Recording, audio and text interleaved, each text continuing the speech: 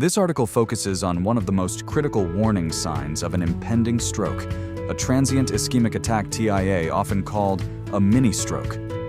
You'll learn about the three main underlying mechanisms that can lead to a TIA, along with a breakdown of the hidden causes that are often overlooked even by medical professionals. Finally, we'll walk through key prevention and recovery strategies after a TIA to help lower your risk of experiencing a full-blown stroke. Here is the medically accurate English translation written for American seniors, emphasizing key terms like stroke and transient ischemic attack TIA. A transient ischemic attack TIA is a sudden temporary disruption of neurological function caused by reduced blood flow to a part of the brain spinal cord, or eye. Symptoms come on quickly and typically resolve within 24 hours. Because the symptoms are short-lived, many people dismiss them, but that's a dangerous mistake. A TIA is one of the strongest predictors of a future stroke, often occurring just days or weeks later. Warning signs to watch for include the sudden onset of weakness or numbness on one side of the body due to the brain's crossed nerve pathways, slurred speech difficulty finding words, vision loss, or confusion. These symptoms are red flags and should always be taken seriously.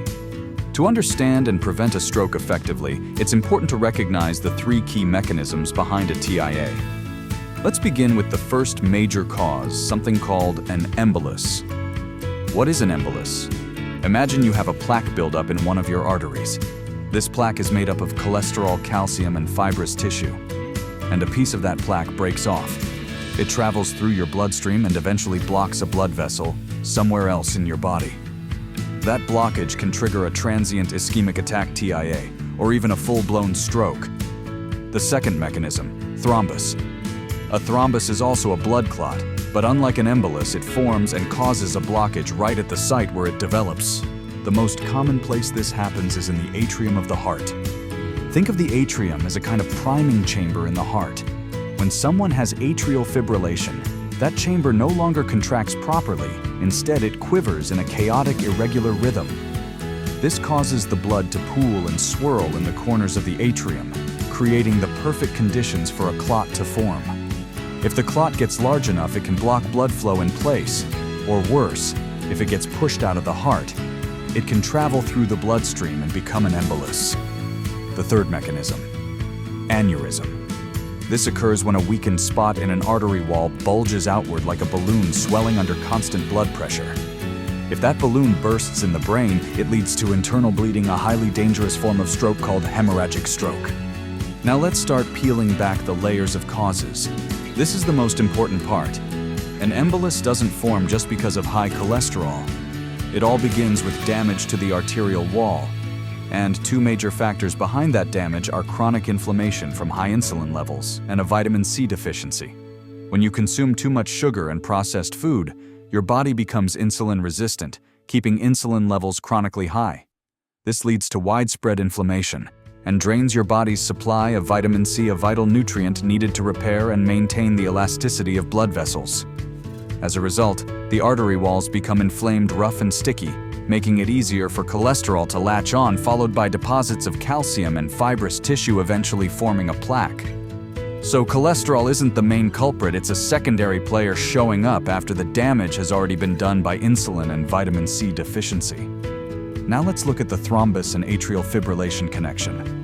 These are tied to electrical disturbances in the heart, and the main cause is an imbalance in key minerals, especially potassium and magnesium, both essential for healthy electrical signaling in the body. When these minerals are low, irregular heartbeats can occur. And what causes this deficiency? Again, insulin resistance. It not only blocks cells from absorbing sugar, but also prevents potassium from entering the cells like a locked door. Even if you're eating potassium-rich foods, your body can't use them properly. That's why restoring electrolyte balance and addressing insulin resistance are both critical steps in preventing atrial fibrillation and supporting a healthy heart rhythm. Aneurysm. What causes an aneurysm? Imagine the wall of your artery like a high-quality garden hose, both flexible and durable. An aneurysm occurs when a spot on that wall weakens and begins to bulge out like a balloon. The million-dollar question is, why would an artery wall designed to withstand pressure for decades become weak? The answer lies in a two-front attack. 1. High blood pressure. High blood pressure is a destructive force constantly putting pressure on the weak point of the artery wall, causing it to bulge more each day.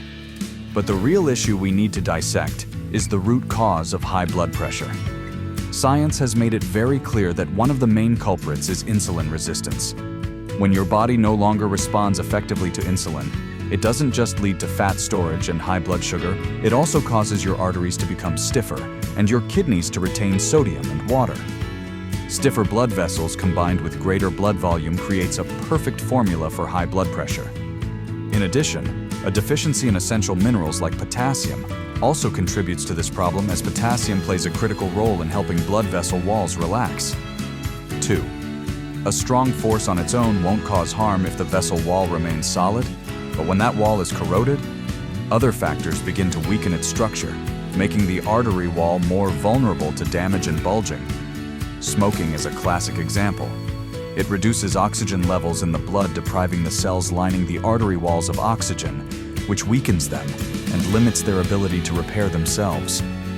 One of the most important, yet often overlooked factors is a vitamin C deficiency.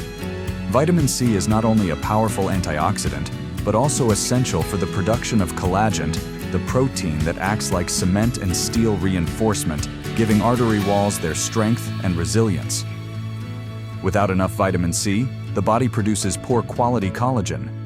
A dangerous scenario unfolds when high blood pressure driven by insulin resistance keeps hammering at artery walls already weakened by low oxygen from smoking and poor collagen from vitamin C deficiency, setting the stage for an aneurysm. That's why prevention and recovery strategies must focus on these key factors. 1. End insulin resistance. This is the #1 priority. By reducing your intake of sugar and processed starches and incorporating approaches like intermittent fasting, you can restore your body's insulin sensitivity. This not only helps regulate blood sugar, but is also the most natural and effective way to lower blood pressure. 2. Replenish essential minerals. Increase your intake of leafy greens, avocados, and nuts to get enough potassium and magnesium. These are your body's natural electrical engineers, helping stabilize heart rhythm and relax your blood vessels. 3. Make sure you get enough vitamin C from vegetables like bell peppers, broccoli, and berries. This is the raw material your body needs to produce high-quality collagen. 4. Stop poisoning your body. If you're a smoker, quitting is non-negotiable. It is the single most powerful step you can take to increase oxygen to every cell and stop the ongoing damage to your blood vessels. If the worst has already happened, this is a recovery strategy.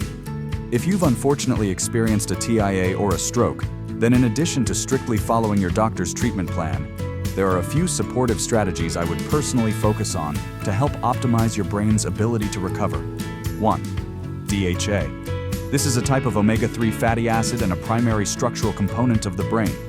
After an injury, supplying this high-quality building material is absolutely essential. DHA has been shown in numerous studies to reduce inflammation and support neurological function. I see it as premium fuel for the brain's repair crew. 2. Niacinamide, a form of vitamin B3. This vitamin is a precursor to NAD plus a molecule essential for energy production in every cell. A brain undergoing repair demands an enormous amount of energy. Providing niacinamide is like making sure your cell's power plants run at full capacity to accelerate regeneration. 3. Intermittent fasting and the keto diet. These two approaches can activate the body's powerful regenerative processes. They promote autophagy, your body's natural mechanism for cleaning out damaged cells, and boost the production of BDNF, brain-derived neurotrophic factor, a protein often referred to as brain fertilizer. BDNF helps existing neurons survive while encouraging the growth of new brain cells and the formation of fresh synapses. I know the information we've just discussed may seem like a lot, but it all comes back to one core principle: understand the root causes instead of just treating the symptoms.